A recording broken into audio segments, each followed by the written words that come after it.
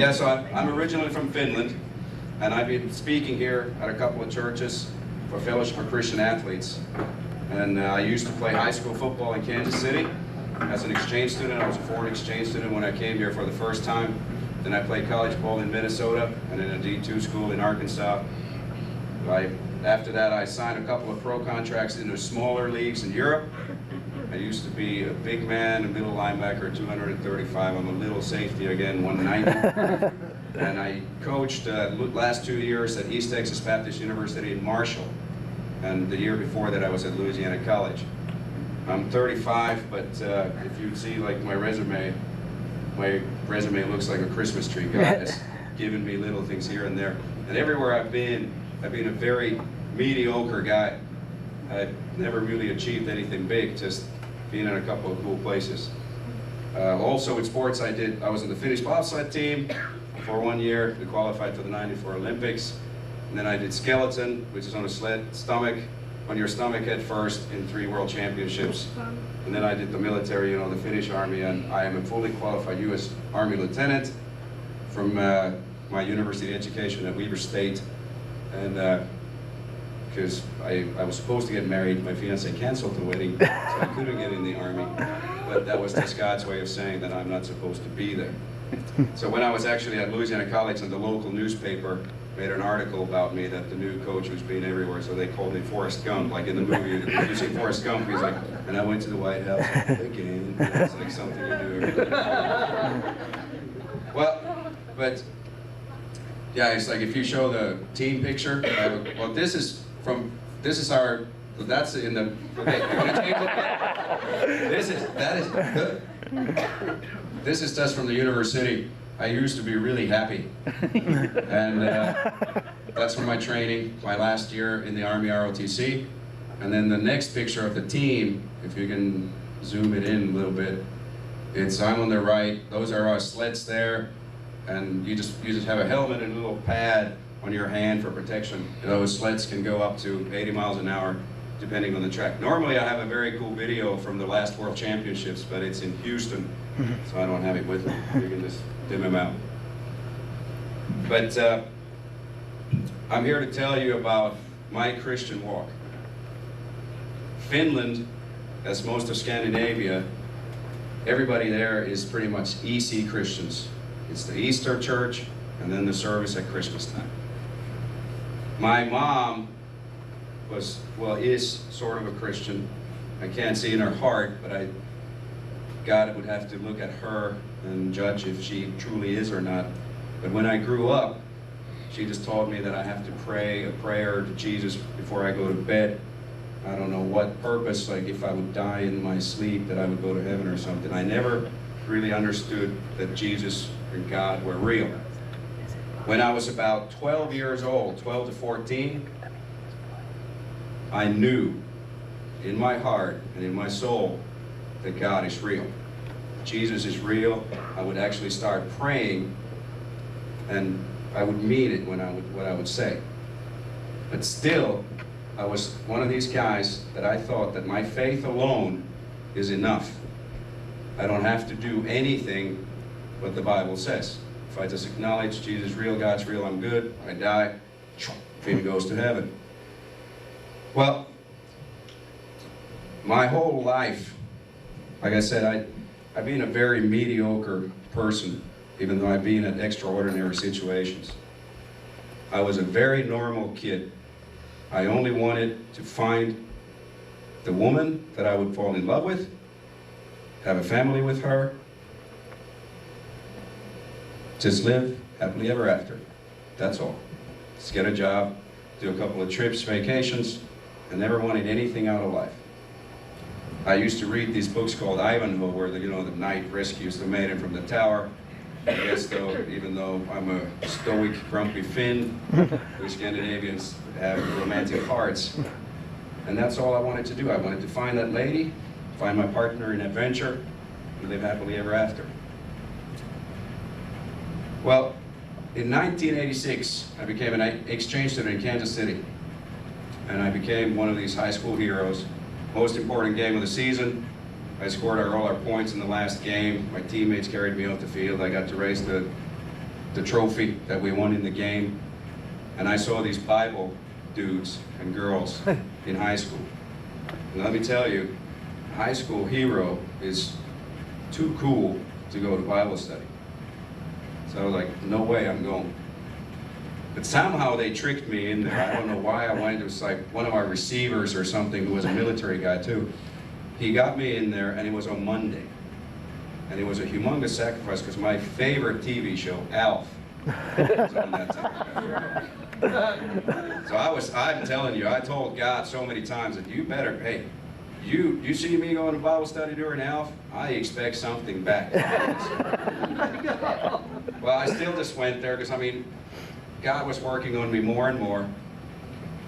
But I didn't want to read the Bible. I didn't want to pray or hold some dude's hand and bow my head, you know. That was stupid. But since I'm from Finland, and we cross-country ski, we downhill ski, because there's snow everywhere in the winter. Oh, and by the way, if you ever see a Finnish school bus, there's like these little kids in the winter, and if it's PE that day, they have to bring their own skis and ski poles. You see a bus come up, there's little kids with their skis waiting, or really funny looking. But Young Life was this organization's name, and they were going to do a ski trip to Colorado. And they was like, Jari, do you want to go with us? I was like, well, does it cost some money? And they're like, yeah, well, no. And then they tricked me and said, well, we'll pay half of your trip, but if you do go, you have to study, come to the Bible studies and do the prayer, you know, participate. I was like, well, okay, half the trip, I guess I could hold, you know, hands with some dude and pray for the Bible study so I can ski. My first trip in Colorado. We had a good time there, but there, God started working in my heart. I started to realize that when He gave us the Bible as an instruction manual for our lives, it obligates me to actually do something instead of just being a Christian who says, yeah, God's there, Jesus there, good job. I agreed with everything except two things. I studied this book, and I was telling God that you've got everything right except two things. The romantic in me was saying to God that, well, if I'm going to meet a girl that I love, the fact that I would love her would mean I would marry her. It's a given. Well, I told God, of course I can have sex with her because it's just like being married. I don't have to be actually married because we're married in our hearts or minds or whatever. And then I also told God that another thing you got wrong is Scandinavian people drink a lot. So I told him that I can get drunk whenever I want because I don't hurt anybody. Well, just like married is not like married. There's this author, I think his name is Chuck Holton, who wrote A More Elite Soldier. He's an Army Ranger, or was an Army Ranger. It's a Christian book, really good book if you ever want to read it. But in there, I think Chuck Holton says, everything that I am, or ever will be, is either God's guidance or my mistake. Now, just like married is not like married. And in 1988, I went to college in Minnesota for my first year of football. In the summer, I went back to Finland on holiday, and I met my dream girl. You know, 6 foot tall, blonde girl, blue eyes. I was like, yeah. And fell in love with her. Was lucky enough she fell in love with me. At that time, I thought so. So we started talking, well, I love you, you love me. We're gonna get married, yeah. So we moved in together, started having sex. Now, the romantic in me had waited for my first true love. She was my first. But you know what? Those old cliches that you hear in these safe sex ads and say that you might contract sexual disease on your first time. I did. My very first time. And that's not fun. You see, I had waited, but she hadn't. Luckily, in a bad situation, God looked after me, and it was the only disease that could be cured. I have friends in Hollywood, in professional sports, in everyday life, in Finland, in the United States, and my friends are caught with bad things that will never, ever leave their body. Well, the disease, I forgave her that because it had happened in her life before she knew me. And I was like, well, our story started here, that's in your past, I will forgive you that. So we went along and we talked what would happen in the very unlikely event if you would get pregnant. And we both agreed that, well, we love each other, we're gonna get married, of course we want kids, so if we would get pregnant, we would keep the kid. Well, unfortunately, words are cheap.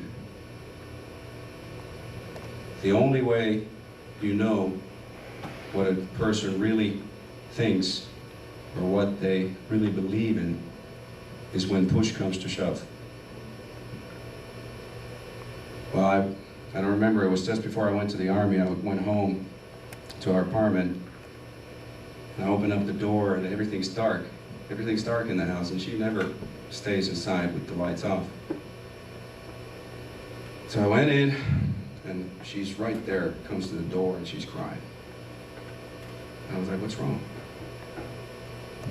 She goes, Jari, I'm pregnant. It's upset me, of course, she's sad. And I was like, well, hey, don't worry about it, you know. You stay in college, I get a couple of jobs, we're gonna be just fine. And I remember what happened. It's, you know, it's not fun when I come and talk about this to different groups. I always feel back. But she just looked at me and said, you are not my husband.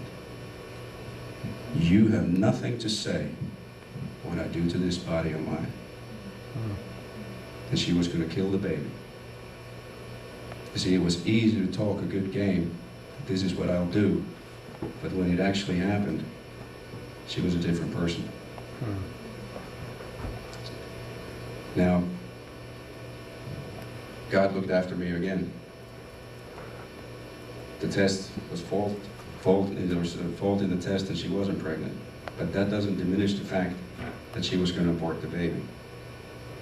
Now, I don't know much, but I can't tell when a human life begins. And I'm not going to be responsible for murder. But she was going to murder that baby. And I was partly responsible. Native American Indians used to have a saying that every man is responsible for their own actions. And it's true. Well, we even got over that. I mean, obviously, I was praying to God all the time that, could you fix this? Could you fix her? Could you make her what she said she would be? But nothing prepared me for what happened next. I had been in the military, played football. Of course, military, they teach you how to kill people. Don't really make you a tough man. It's easy to kill. But I thought I was a pretty tough guy. Then when I was in the military, my last days there, she found somebody else, and she left and married this guy. Now, sure, it'll hurt you. If you date somebody, you fall in love with them, and they leave, it'll hurt your soul, your heart. But if you associate the union of becoming one, that is only associated in God's holy marriage, and that's already in your dating before you're married, and she leaves or he leaves, it will hurt 1,000,000 times more. And I put up a brave face to the outside, but my soul, my heart died. Part of me left. I mean, it tore me apart. I was a mess for like a year and a half. And it still hurts me.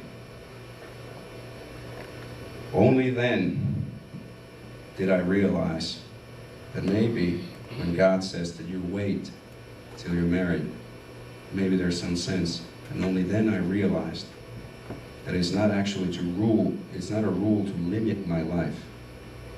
It's a rule to safeguard me. It's a rule to give me a better and more enjoyable life. Right. See, of course, if I would be a virgin on my wedding night, and my wife would be a virgin on her wedding night, how could we contract a sexual disease? Unwanted pregnancy? Well, it might not be the best timing, but we're married. We'd definitely take care of our baby. And you can avoid heartache if the person you date would leave. Mm-hmm. Now, we're in North Texas here. If you want to drive to Houston, you're going to follow road signs to Houston. Why would you follow street signs to Kansas City?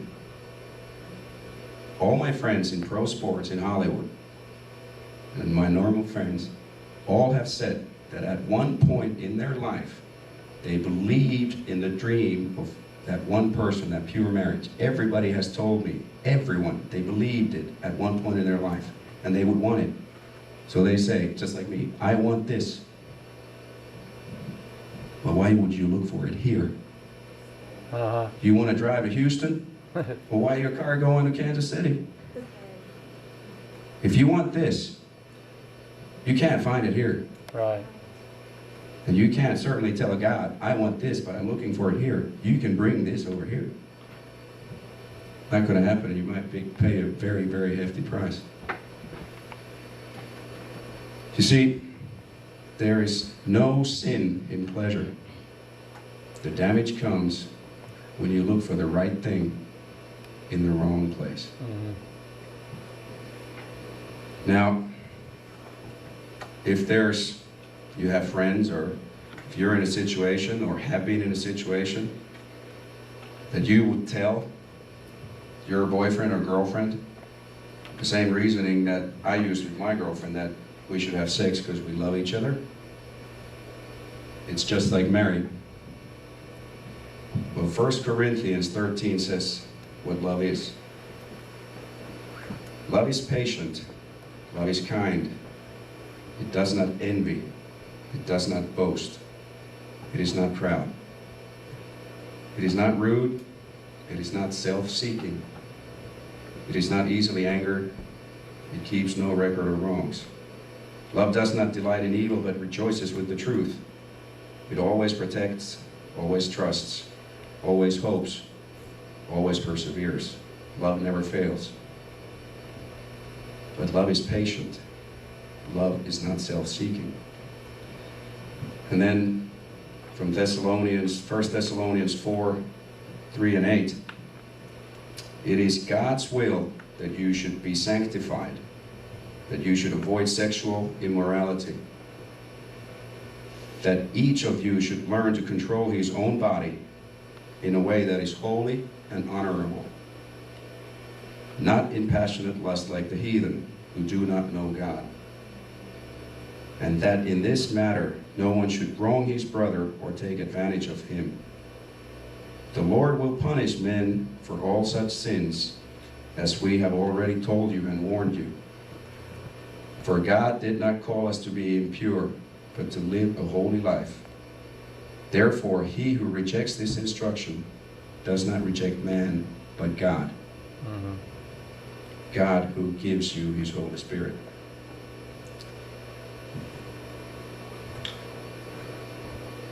And I read one more thing.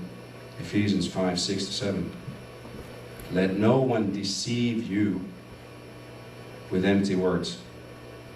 For because of such things God's wrath comes on to those who are disobedient. Therefore, do not be partners with them. And I might be a foreigner, and English is not my first language, but to me that says,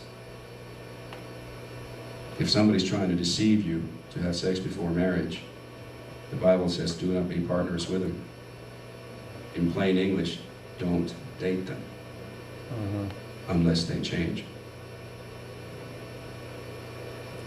So the benefits of waiting: no disease, no unwanted pregnancy, not as bad heartache, but also an issue that a lot of people don't often talk about.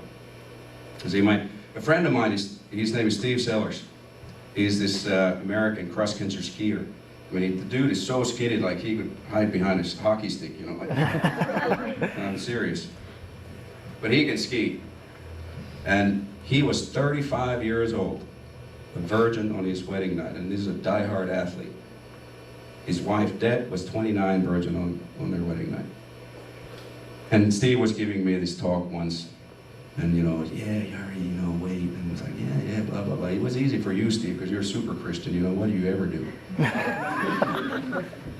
Well, Steve got really upset, and I mean, I could see in his face that he was hurt and insulted by my words. He says, Jari, you think it was easy for me? I dated Debbie for a year and a half.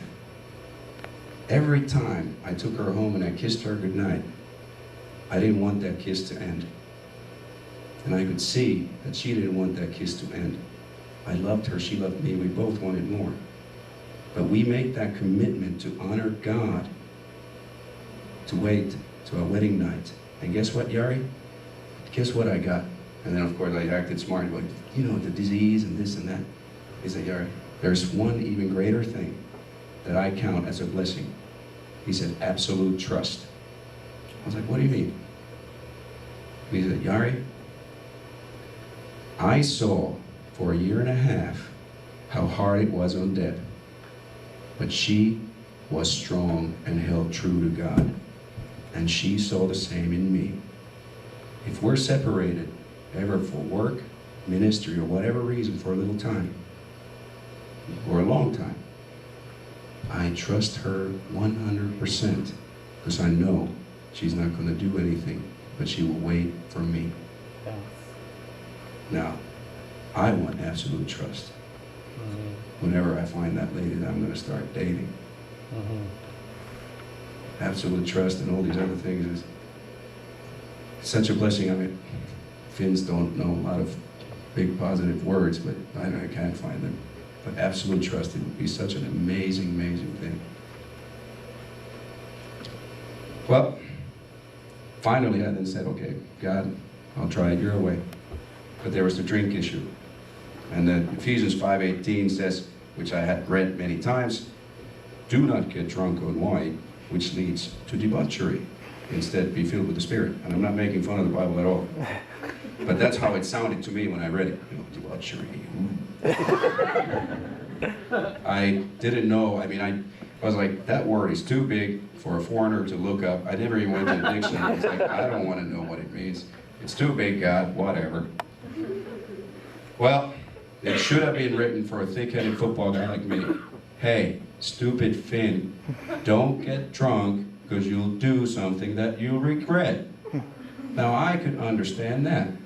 You see, every time I got drunk, I did something stupid that I didn't want to do. So don't drink. Pretty simple. By the way, debauchery, one of its meanings means a life without God, living to please only yourself. Just like my argument, I don't hurt anybody when I drink. Well, I hurt myself, and I was only living to please myself, which is a sin in front of God. Well, in 1995, I finally came to a point. I moved to Calgary, Canada. I was on the Finnish bobsled team where that picture was, skeleton team where that picture was taken. Started training, met Fellowship of Christian Athletes and Athletes in Action guys. Finally, I got baptized. I said, I'm going to commit my life to the Lord. Tried 100%. But one of my passions was football. Oh, you man, they're very proud. But one of my passions was football. So I thought I had given all my life to God. And then I figured, well, you've given me this passion of American football. Well, that's where I'm going to honor you. I'm going to go play football. And I told God, I don't care what other plans you have for me. We're going with my passion for football. We're going here. We're going to this little box. Like you might have, you're the creator of the universe. You might have these infinite possibilities for me that I don't even know about. But I'm going here. I'm going to honor you, but you're coming with me.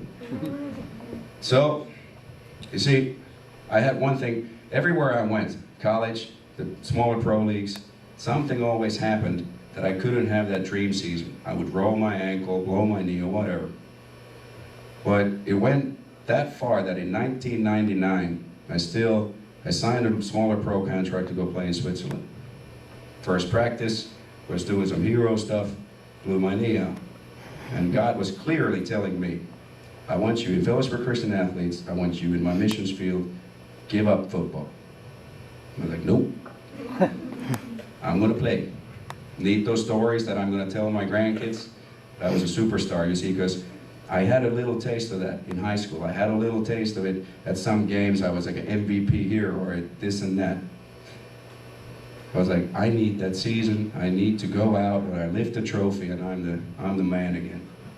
So 2000, I went to England, played there. And in the English league, they only play 8 regular season games. So we started out 3-1, was the mid-season break. I was like, okay, this looks pretty good team. We might win it all. But we come to the last game of the season. We still have 3 wins, and we have 4 losses now.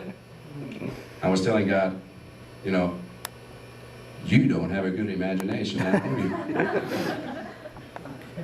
But this is not the story I want. I want the hero exit. You better come up with something good. You better come up with something very good for me to give up football. Well, back then, I was in my bigger days. I was a linebacker, middle linebacker, and a fullback. And for some ever reason, even though I'm a short tree stump, I could throw the ball always very good. So we had a running back pass that we would put in every game. And then something very cool happened for me, not for those people that it actually happened to. Our second string quarterback got hurt, completely out. So that bumped me to second string, because I was the third string backup guy who could throw the ball. Then our first string quarterback hurt his shoulder. Now we were mostly a running team, and he could still throw like 10, 15 yards down the field, little dumps and this and that. So coach told me that Luke is going to take care of the main offense, but if we go to 3rd and long, 2nd and long, or we want to have a situation where we just pass, you're going in with shotgun formation, and you're going to be the QB.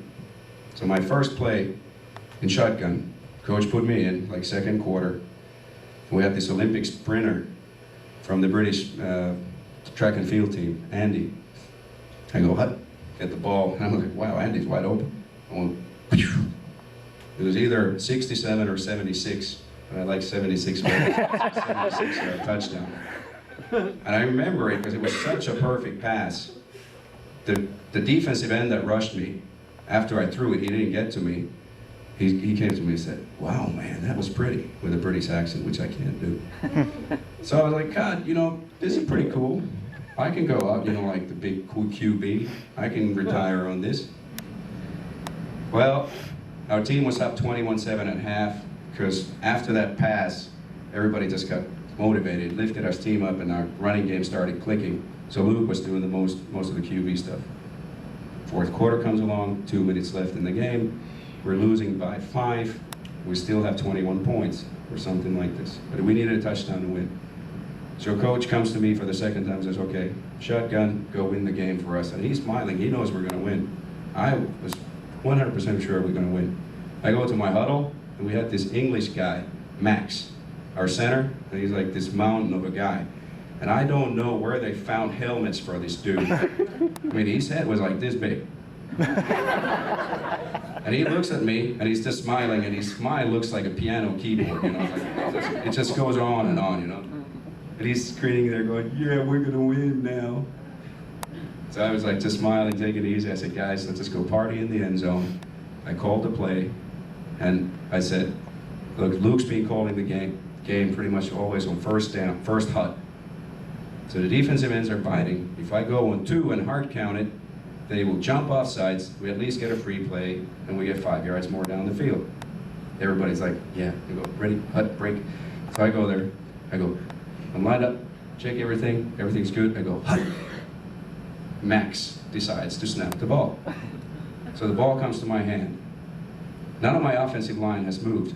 Tight ends down, tackles down, guards down, tackles down. The receivers go because they saw the ball move. But this defensive end on the right side had such a huge jump, but I was like, I can still beat him. I opened up, I was throwing to this side receiver, and right here, when I was released and the ball was leaving my hand, his fingertips touched my palm, or somewhere here. The ball flutters out of my hand, 20 yards down the field, middle linebacker intercepts the ball, we lose the game. Guess how long it took me to tell God that this is pretty bad. I'm coming back to play next summer. I don't have time for your ministry. I went to the locker room when I was telling him, I'm coming back. Well, lucky for me, he finally started breaking my heart that winter and said, look, I want you in FCA. I want you to give up. I want you to give up football. And I did. You see, selfish ambition is a sin. And when I gave up football, he gave it right back to me, because then he saw that it's not going to be a distraction to me. And he made me a coach in college. You see, if you, like Galatians 5:19 lists tons of sins, one of them is selfish ambition. And if you look at the first and second commandment out of the 10 commandments, if you put anything above God, you're in big trouble. You see, it's okay to have a drive and motivation for something, but if you say that you absolutely have to have it, you're flirting with disaster.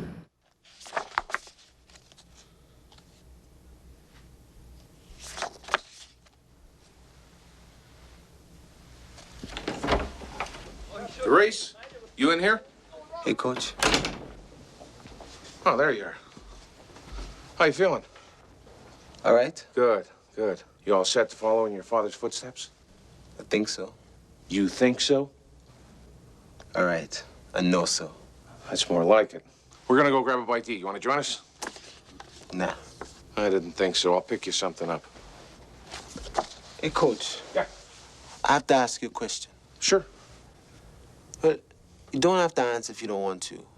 I mean, I want you to, but if you can't, I understand.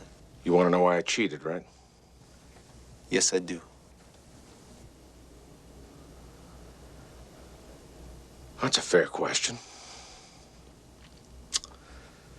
It's quite simple, really. I had to win. You see, Therese, I'd made winning my whole life. And when you make winning your whole life, you have to keep on winning, no matter what. You understand that? No, I don't understand, Coach. You had 2 gold medals. You had it all. Therese, a gold medal is a wonderful thing.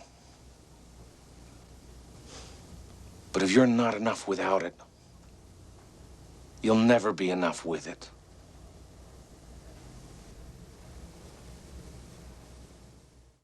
That saying there, if you're not enough without it, you'll never be enough with it. Now, do you have a selfish ambition that you say that I have to have something? It could be just, I have to have a 4.0. I study so much, I don't have time for God. I have to become a full scholarship football player in college. I have to date this guy, I have to date this girl, I have to drive a certain car, I have to get a raise, I have to live in a house like this, I have to earn this much money. If any one of those things in your life becomes interfering with your relationship with God, that's your hit. Now listen to that sentence again then. If you are not enough of a person without it, you will never be enough of a person with it. Because you can only be a complete person in Jesus Christ. In God. Right. Now, I'm going to read one more thing and I'll show you one more clip from the Peace and Power of Knowing God's Names. And pay attention to this. Why do you call me Lord, Lord, and do not do what I say. Luke 6:46. It is a simple question, but powerful. Acknowledging Jesus as Lord has to be something more than mere words. It's a relationship. It's where a relationship with God must begin. This relationship of God means His total possession of me and my total submission to Him as my master. Can a person really be saved and deny God's lordship over his life? Can a man or a woman really call Jesus Christ Lord and steadfastly refuse to do the things He tells them to do? Can you or I really expect eternal life in heaven if we have never bowed down before Him as Lord on earth? Now, the good thing about the whole thing is Jesus won. You might be struggling with some of the things I struggle with, drinking or sex before marriage, or thinking about something like that, or if you have friends, or you might make something an it before something more important than God. Jesus can start it anew for you. He paid the price. He paid a big price for you. In football and sports, there's the #1 draft picks. You know, you hear sometimes like Alex Rodriguez was traded for 25 players and 50 baseball bats and a cheesecake. Well, maybe not a cheesecake. But Jesus bought millions and millions and millions of first draft picks with His blood. And all your names are on that list. Right. You might have given your life to Jesus before. You might struggle with these issues now. But He paid, and you can start a holy and pure life in Jesus tonight.